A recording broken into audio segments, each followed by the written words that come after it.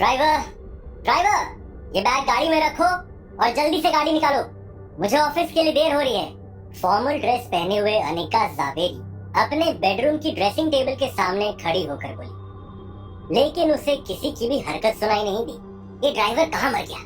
नक्श भी सुबह से गायब है। काम के वक्त पता नहीं ये सब कहाँ चले जाते हैं। बड़बड़ाते हुए अनिका ने आईने में देखकर जल्दी से अपने बालों को एक और बार संवारा और पीछे मुड़कर देखा तो वहाँ ड्राइवर की जगह नक्श खड़ा था। अनिका ने उसे घूर कर देखा तो नक्श ने झिझकते हुए कहा, अनिका, मैं कल गया था रमनीक भाई ज्वेलर्स के पास, लेकिन तुम्हारा सेट रेडी नहीं था।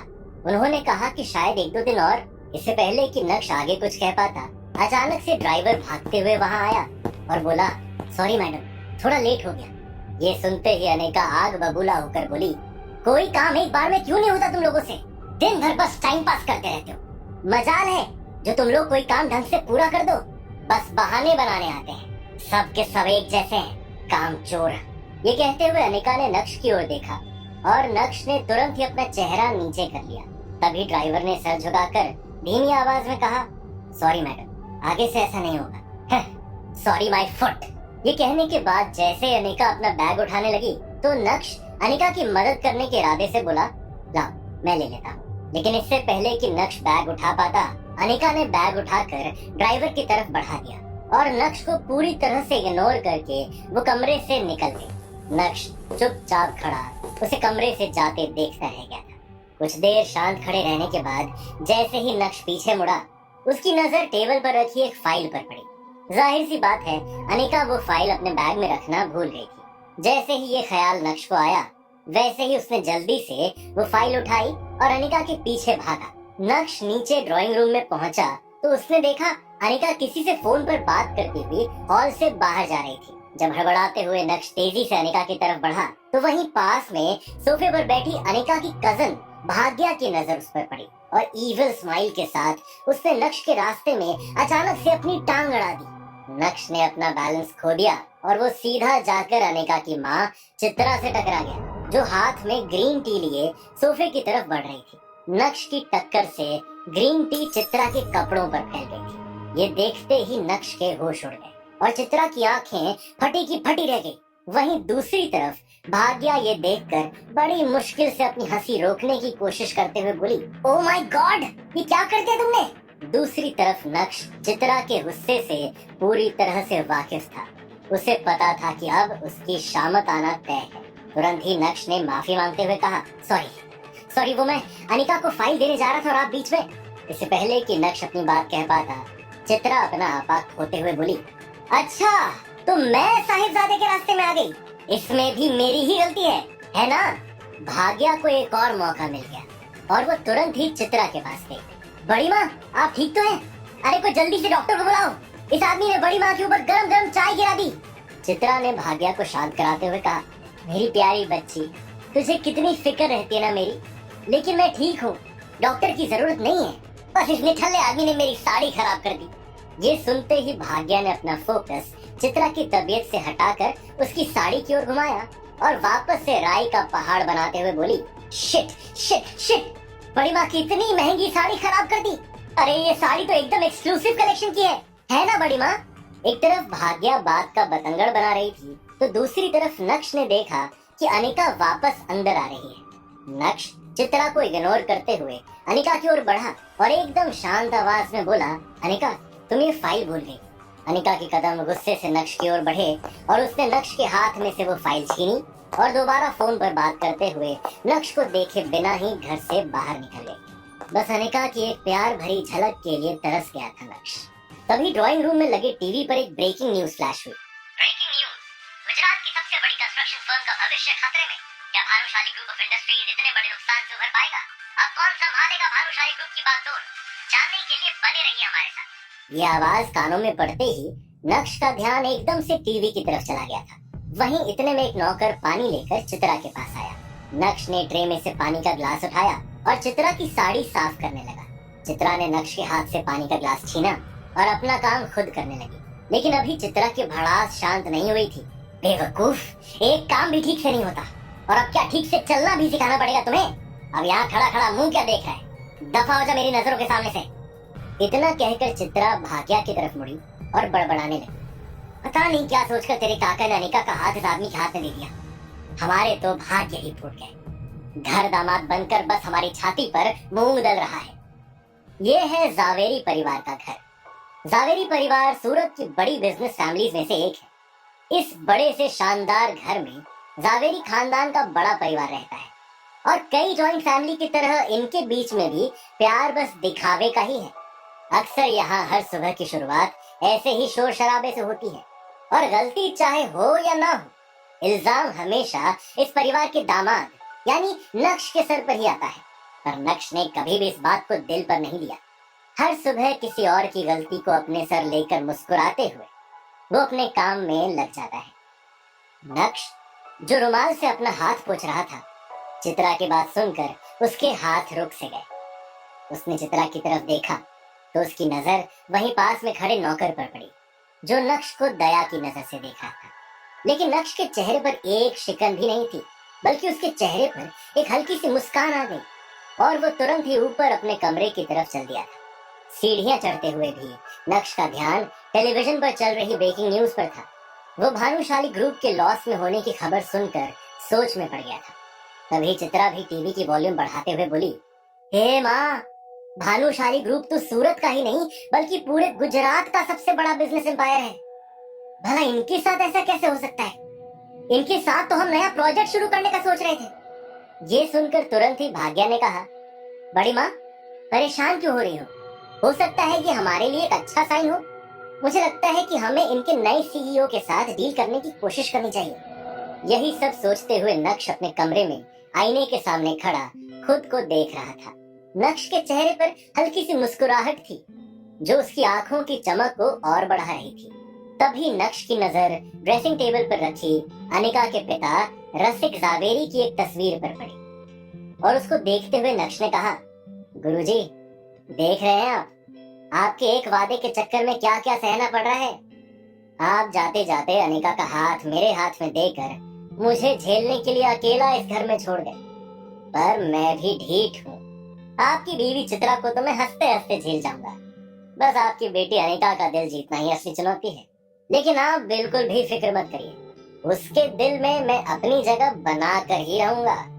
एक तरफ नक्श अपने गुरुजी से बात करने में लगा था तो दूसरी तरफ नक्श का मोबाइल जो बेड पर साइलेंट मोड पर था वो लगातार वाइब्रेट कर रहा था। मगर नक्श तो अपने ही ख्यालों में गुम था, इसलिए उसका ध्यान ही नहीं गया और वो बाथरूम में शावर लेने चला गया। नहाते हुए भी नक्श के दिमाग में बस भानुशाली ग्रुप ही चल रहा था। नक्श इस बात से अनजान था कि उसके फोन पर किसका कॉल आ रहा है। लेकिन यकीन मानिए, वो कॉल नक्श की पूरी जिंदगी बदलने वाला था। बस नक्श को फोन उठाने की देर थी। नहाने के बाद जब नक्श बाथरूम से बाहर आया तो उसका फोन दोबारा वाइब्रेट होने लगा। लेकिन इससे पहले कि नक्श को एहसास होता, इस बार भी फोन कट गया था। कपड़े चेंज करने के बाद आखिरकार जब नक्श ने अपना मोबाइल उठाकर देखा तो उसमें एक ही नंबर से 40 मिस्ड कॉल्स और 10 टेक्स्ट मैसेजेस थे। ये देखकर नक्श हैरान रह गया और तुरंत ही उसने मैसेजेस खोलकर पढ़ना शुरू किया। नक्श, प्लीज फोन उठा लो। मैं जानता हूँ कि तुम मुझसे अब भी नाराज हो, मगर मुझे अपनी गलती का एहसास हो गया है। प्लीज मुझसे एक बार बात कर लो। ऐसे कई सारे मैसेजेस थे और उन सभी को पढ़ने के बाद नक्श ने अपना फोन बेड पर फेंका और गुस्से से अपने दांत पीसते हुए बोला, वाह, 2.5 साल बाद अपनी गलती का एहसास हो रहा है। आज का दिन तो वाकई बहुत अजीब है। अभी नक्श उन मैसेजेस के बारे में सोच ही रहा था कि इतने में उसी नंबर से एक बार और कॉल आया और इस बार नक्श ने इग्नोर ना करते हुए कॉल उठाया और अपनी धीमी आवाज में बोला, हेलो। कुछ देर तक फोन के दोनों एंड पर सन्नाटा पसरा रहा और फिर दूसरी ओर से किसी बूढ़े आदमी की आवाज आई, हेलो नक्श बेटा। कुछ सेकंड्स तक नक्श खामोश रहा और उसके बाद कड़क अंदाज में बोला, हेलो मिस्टर यशवर्धन। अपना नाम सुनकर वो बूढ़ा आदमी थोड़ा सकपकाया, लेकिन यशवर्धन ने फिर से प्यार से शुरुआत की, कैसे हो तुम? मुझे तुम्हारी बहुत याद आती है बेटा। उस आदमी की बात सुनकर तुरंत ही नक्श ने एक तंज कसते हुए कहा, अच्छा, आपको मेरी याद आने में पूरे 2.5 साल लग गए? इतनी याद आती है आपको मेरी? नक्श का टॉन्ट सुनकर वो आदमी पूरी तरह से चौंक गया, लेकिन अपने होश संभालते हुए उसने फिर से बोलना शुरू किया। 2.5 सालों के हर दिन, हर रात मैंने तुझे याद करते करते ही काटे हैं। मैंने कैसे अपने आप को संभाला है मैं ही जानता हूँ। शायद मैं यही डिजर्व भी करता हूँ। जो कुछ भी मैंने किया या अपने आंखों के सामने होने दिया, उसी का नतीजा है ये सब। तेरी तस्वीर को रोज देखकर बस रोता रहता हूँ और खुद को कोसता हूँ कि कैसे मैंने अपने सामने यह अन्याय होने दिया। नक्श को यशवर्धन की बात सुनकर रत्ती भर भी भरोसा नहीं हुआ। उसने कुछ देर ठंडे दिमाग से सोचने के बाद जवाब दिया, मुझे पता चला मार्केट में जो खबरें चल रही हैं। ये सुनते ही यशवर्धन एकाएक खामोश हो गए, जैसे मानो नक्श ने उनकी चाल पकड़ ली हो। हाँ, लोग तो तरह तरह की बातें बनाते रहते हैं। यशवर्धन के मुंह से ये शब्द बाहर आए, लेकिन इस बार उनकी आवाज में चिंता साफ सुनाई पड़ रही थी।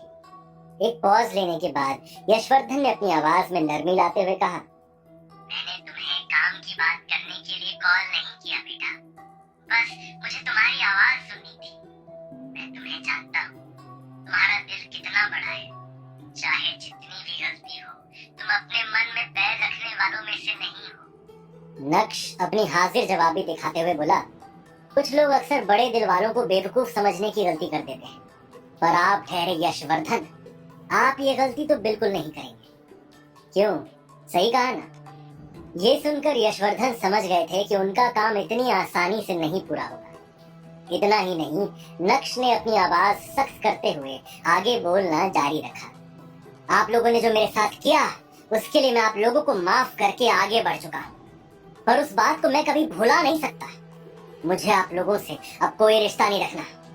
यशवर्धन ने फिर से कोशिश करते हुए कहा, इतना कठोर तो नहीं था मेरा नक्श। मैं अपनी नई जिंदगी में खुश हूँ। आप क्यों मुझे वापस उस जगह बुलाना चाह रहे हैं जिस जगह ने मुझे सिर्फ दर्द ही दिया है? नक्श ने अपनी बात पर अड़े रहते हुए कहा। नक्श की बात सुनकर यशवर्धन थोड़ा इमोशनल हो गए। क्या तेरा दिल नहीं करता मेरा चेहरा देखने का, मुझसे मिलने का? बस एक बार मिल ले बेटा, पता नहीं अब कितने दिन है मेरे पास। यशवर्धन बहुत अच्छे से जानते थे कि नक्श चाहे अपना दिल जितना भी सख्त कर ले, लेकिन इस बात पर वो पिघल ही जाएगा। नक्श स्ट्रॉन्ग हेडेड था, पर निर्दयी नहीं। एक बार और आखिरी बार नक्श ने यशवर्धन की बात मानते हुए कहा। नक्श की बात सुनकर जैसे यशवर्धन की उम्मीदें दोबारा जाग उठी और वो चहकते हुए बोले, थैंक यू बेटा, मैं तेरी फेवरेट डिशेस बनवा के रखूंगा, जो भी तुझे पसंद है वो। नक्श ने तुरंत ही यशवर्धन की बात को काटते हुए कहा, कोई जरूरत नहीं है, मैं घर नहीं आऊंगा, हम ऑफिस में मिलेंगे बिना किसी ताम झाम के। ठीक है, तो कल सुबह मिलते हैं, मैं तुम्हें लेने के लिए अपनी गाड़ी भेज दूंगा। वैसे तो यशवर्धन को नक्श का अंदाज पसंद नहीं आ रहा था, लेकिन अभी यशवर्धन को नक्श की बहुत जरूरत थी और यही वजह थी कि वो नक्श की सारी बातें मान भी रहे थे। कोई जरूरत नहीं है, मुझे पता है भानुशाली ग्रुप ऑफ इंडस्ट्रीज का ऑफिस कहाँ है, मैं पहुंच जाऊंगा, बाय। इतना कहकर नक्श ने फोन काट दिया था। बीते 2.5 सालों में कभी भी यशवर्धन ने नक्श से कांटेक्ट नहीं किया था। 2.5 सालों से नक्श भानुशाली ग्रुप से भी बाहर था, और अब जब भानुशाली ग्रुप डूब रहा है तो यशवर्धन को नक्श की याद क्यों आ रही थी?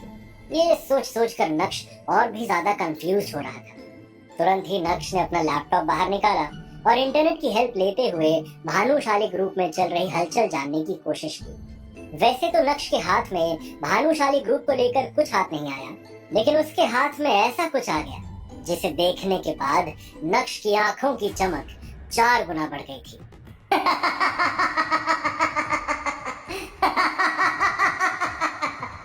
जोर जोर से हंसते हुए बिस्तर से उठकर नक्श पागलों की तरह नाचने लगा था। वो भूल गया था कि ये घर उसका नहीं है, वो तो बस इस घर का घर जमाई है। अब इस पागल को क्या हो गया है? क्या इसमें कोई माता वाता तो नहीं आ गई? नक्श के हंसने की आवाज सुनकर चित्रा का दिल बाहर आ गया था।